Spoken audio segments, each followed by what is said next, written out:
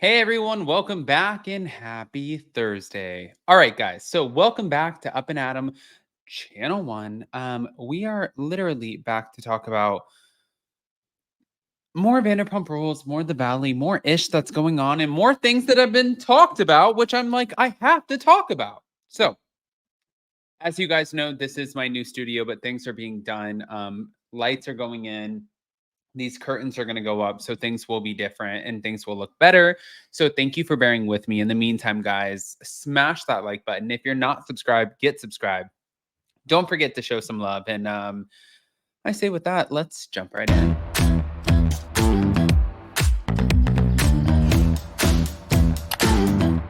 Cause no one can do it like we do it, like we do it, like we do it. Cause no one can do it like we do it, like we do it, like we do it.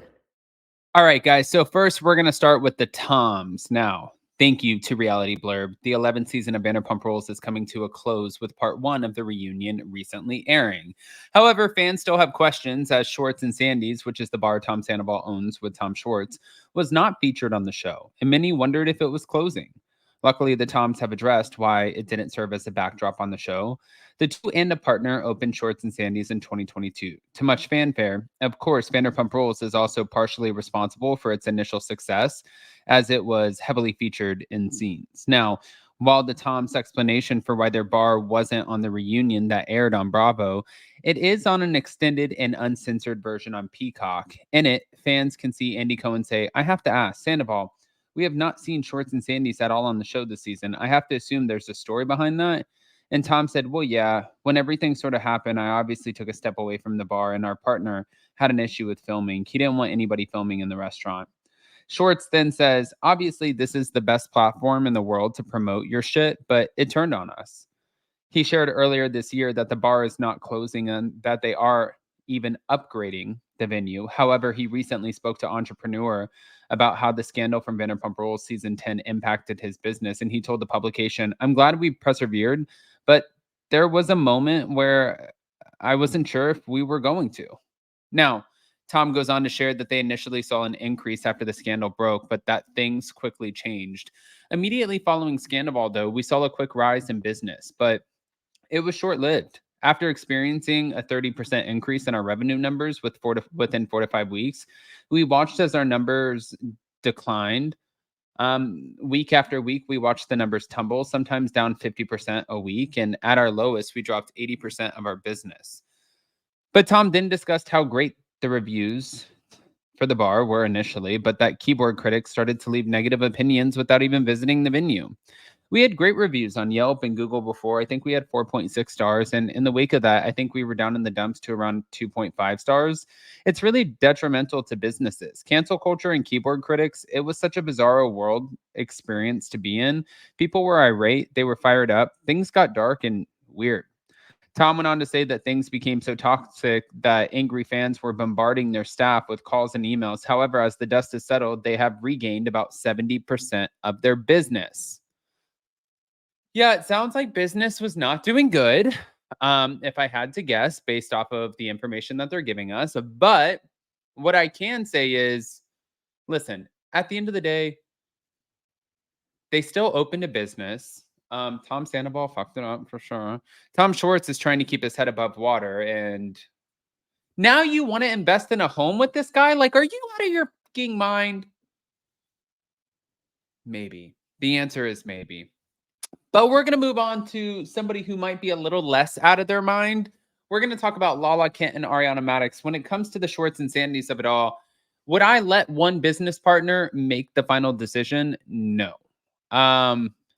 Do I think it was stupid for them to take it off the show? Yes. People already still associate Schwartz and Sandys with them, whether or not they're on the show. So you might as well have a redemption arc and re-put it on the show. I think that Greg, as a business partner, obviously is not understanding the reality TV of it all, but that's the business partner that they chose. And also, I'm not a successful restaurateur, so I can't sit here and say that I know a ton of shit that I don't. Now, with that, Lala Kent took further aim at Katie Maloney after last night's first installment of the Vanderpump Rules Season 11 reunion, which featured her suggesting that Katie had complained about Ariana off camera, but refused to be honest with her castmates to her face. following the drama-filled episode during which Lala said that Katie had felt hung out to dry by Ariana as she focused on the many post-scandal opportunities she had been given. Lala suggested that amid filming on the season, Katie turned into one of the bobbleheads of Ariana who she once shamed. Literally, I watched in front of me, like, we've had discussions, you and I and Katie, and the group of bobbleheads that Ariana and Tom surround themselves with, and they both do. And now you've turned into one. How do I talk to you? How do I fucking talk to you? Is what she said on the Vanderpump Rules after show. According to Lala, Katie said many times that Ariana needed to move out of their then shared home with Tom Sandoval. However, once the cameras were rolling, she kept her mouth shut. It was like the complete opposite.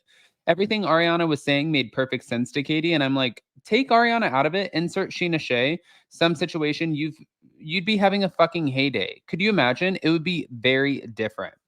But Lala went on to say that Katie had vented about Ariana's lack of involvement with their sandwich shop, something about her, telling her, I'm the only one doing shit. Like, where is she? She's always late on her half of the rent. I don't understand what's going on, and she's dropping the ball. But as for why she believes Katie kept her mouth shut, Lala said that she felt Katie was worried about rocking the boat with someone that she was going into business with, especially after investing so much money. She's invested hundreds of thousands of dollars into this restaurant, and her business partner is Ariana. I can't say I wouldn't feel the same way. I probably would. She had opinions. The thing is you can have opinions and still have Ariana's back. But looking back at their drama, Lala suggested that her friction with Katie was the result of her feeling that her castmate wasn't being her authentic self. I think we were at odds. From my point of view, she was not very honest this season, and I don't recognize that Katie. The reason why she and I really freaking connect is because we're no bullshit. And you may not like what comes out of our mouths. It may be harsh or aggressive, but it is what it is. And Lala also recalled the phone calls she and Katie had with their producer. I remember the phone call well. It was a phone call between myself, Jeremiah, and Katie, and I thought it was going to be a great phone call. In fact, Jeremiah asked us, do you want to do them solo or should we just have you guys on together? And I was like, just loop us in. That's my bitch. And it was, fuck you, Lala. It was very intense. She said, if I start fucking with her business, she's going to fuck with mine. Now, let's keep in mind, she doesn't have a business right now. Let's start there. Something about her is nothing about her. As of right now, it does not exist. So I have a real life business. So let's start there. She's got furious about, this, and that's the end of that. And she was like, fuck you, Lala, hung up the phone. And Jeremiah said, are you still there? And I was like, yeah, I'm a grown ass woman. I'm still here. But after Lala claimed that she confronted Katie about things that she said about Ariana, Katie defended herself, saying Lala's issues with her were ridiculous. She was accusing me of not like being something. It was something having to do with me and Ariana, but I don't remember exactly what it was pertaining to.